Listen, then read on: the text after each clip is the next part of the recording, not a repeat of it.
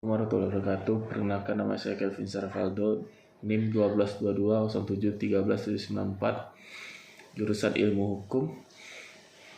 Saya akan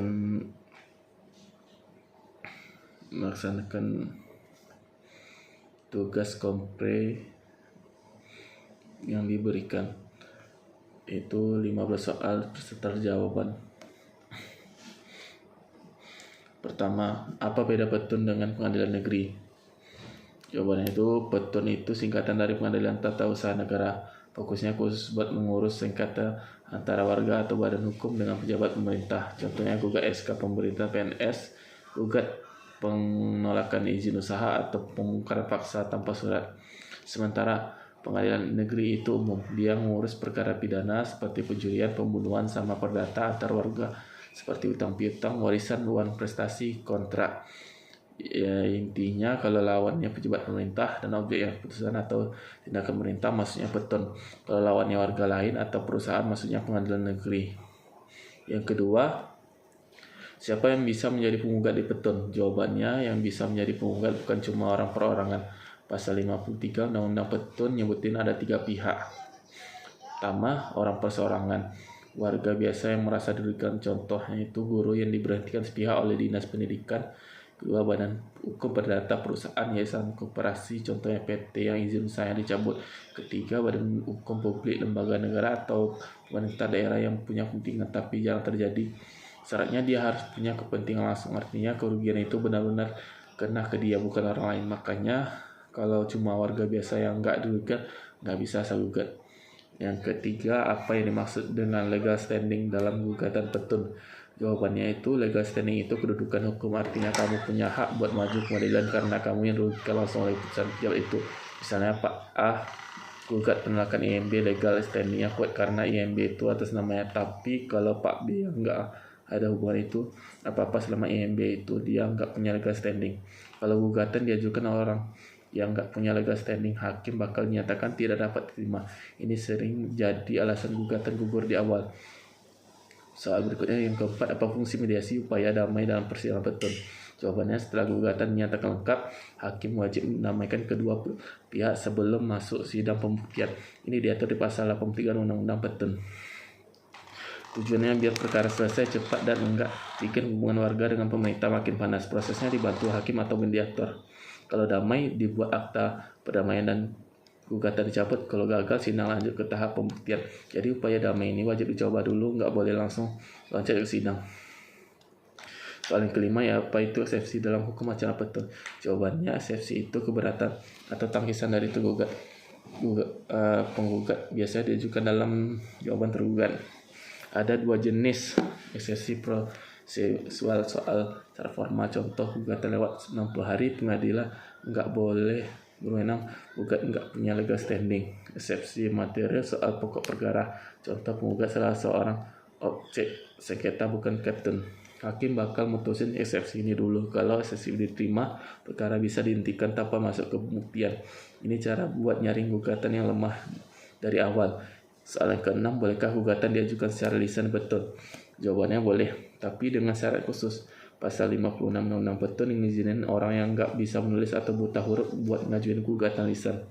Caranya datang ke panitera petun, sampaikan lisan ke panitera.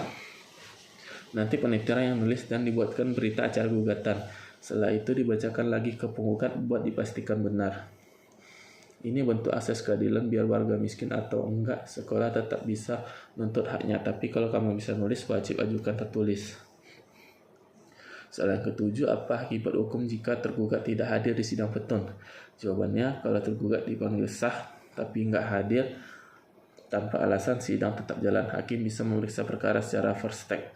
Artinya hakim bakal mutusin berdasarkan bukti dan dalil penggugat aja. Biasanya hasilnya penggugat menang kecuali dalil yang menang lemah. Tapi kalau tergugat punya alasan sah seperti sakit dan kirim surat ke pengadilan, sidang ditunda.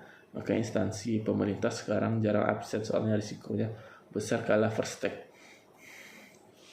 Soal yang ke-8, apa yang maksud dengan putusan sela di petun?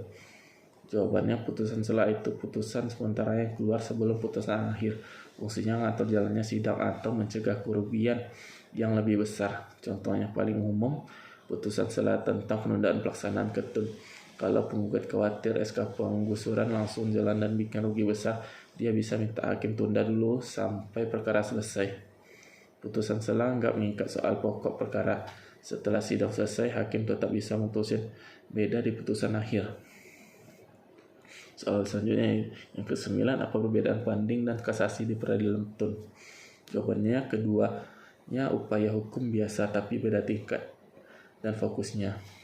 Kalau banding diajukan pengadilan tinggi petun dalam 14 hari setelah putusan petun dia bacakan.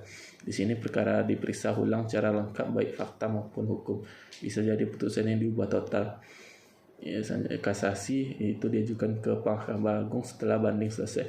Fokusnya bukan cek fakta lagi, tapi cek apakah hakim petun salah menerapkan hukum atau melanggar hukum acara. Waktu pengajuannya juga 14 hari. Jadi alurnya petun banding ke PT Tun sampai ke kasasi ke MA. Yang ke-10, apa itu peninjauan kembali kurang PK dan kapan bisa diajukan?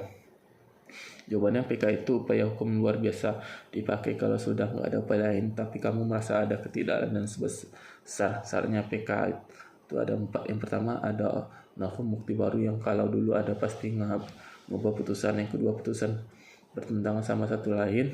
3, hakim hilaf atas salah nyata. 4, ada penipuan yang mengakhiri putusan. Waktu pengajuan maksimal 180 hari sejak novum diketahui atau putusan punya kekuatan hukum tetap. PK diajukan langsung ke MA. Yang ke-11, apa sanksi bagi pejabat yang tidak menjalankan putusan petun berkekuatan hukum tetap? Jawabannya itu putusan petun yang diikrah itu wajib dijalankan pemerintah. Kalau nggak dijalankan pasal 116 Undang-Undang Petun ngasih sanksi. Yang pertama, upaya paksa. Kejaksaan bisa menyita dan melelang barang milik instansi buat bayar ganti rugi. Yang kedua, uang paksa. Tergugat kena denda per hari keterlambatan. Yang ketiga, laporan pidana. Pejabat bisa dilaporkan ke polisi karena mengabaikan perintah pengadilan, bisa kena pasal 216 KUHP tentang menghalangi pelaksanaan putusan pengadilan. Makanya sekarang instansi biasanya patuh soalnya risiko ke pribadi pejabatnya juga. Yang soal ke-12, apakah gugatan petun bisa dicabut? Jawabannya bisa. Penggugat boleh cabut gugatan kapan saja sebelum ada putusan akhir. Caranya dengan bikin surat pencabutan ke pengadilan. Kalau dicabut perkara selesai dan biasanya penggugat nggak boleh ajukan gugatan yang sama lagi. Kecuali kalau pencabutannya karena udah ada perdamaian, itu sah dan mengikat. Ini sering terjadi kalau pas mediasi berhasil atau penggugat udah dapat jalan keluar dari instansi di luar pengadilan. Soal yang ke-13, apa peran kuasa hukum di petun? Jawabannya, kuasa hukum di petun harus advokat yang terdaftar di Pradi. Perannya penting karena bahasa hukum di petun cukup teknis. Tugasnya bikin surat gugatan, jawaban, replik, duplik biar sistematis dan sesuai hukum. Kumpulin dan ajukan bukti yang kuat, bela klien di sidang, tanya saksi, ajukan keberatan, hitung tengah waktu biar nggak kadaluarsa. Tanpa kuasa hukum, warga awam sering kalah bukan karena salah tapi karena gugatan berantakan secara teknis. Yang soal ke-14, apa yang terjadi jika objek sengketa sudah tidak ada putusan dijatuhkan? Jawabannya, kalau objek sengketa hilang, gugatan nyatakan gugur. Contohnya, kamu gugat SK pencabutan izin, tapi 2 bulan kemudian pejabat itu cabut sendiri SK-nya karena sadar salah.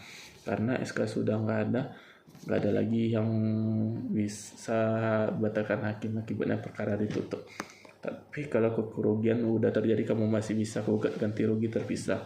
Soal yang terakhir, yang ke-15, bagaimana cara menghitung tenggang waktu 90 hari pengajuan gugatan? Jawabannya, aturan di pasal 55 Undang-Undang Petun dihitung sejak saat pertama tanggal kamu terima SK secara langsung. Kedua, kalau nggak ada penerimaan dihitung sejak tanggal pengumuman SK. Cara hitungnya, hari pertama nggak dihitung, hari ke-90 dihitung kalau hari ke-90 jatuh hari Minggu atau libur nasional, batasnya mundur ke hari kerja berikutnya. Contohnya, SK diterima 1 Januari, hari pertama hitung 2 Januari, jadi batas akhir 31 Maret. Kalau 31 hari Minggu, batasnya jadi 1 April. Lewat 1 hari saja gugatan langsung ditolak karena kadulasa. Sekian dari itu pemaparan 15 soal dari saya. Bila ada salah kata mohon dimaafkan. Bila taufiq wal hidayah. Wassalamualaikum warahmatullahi wabarakatuh.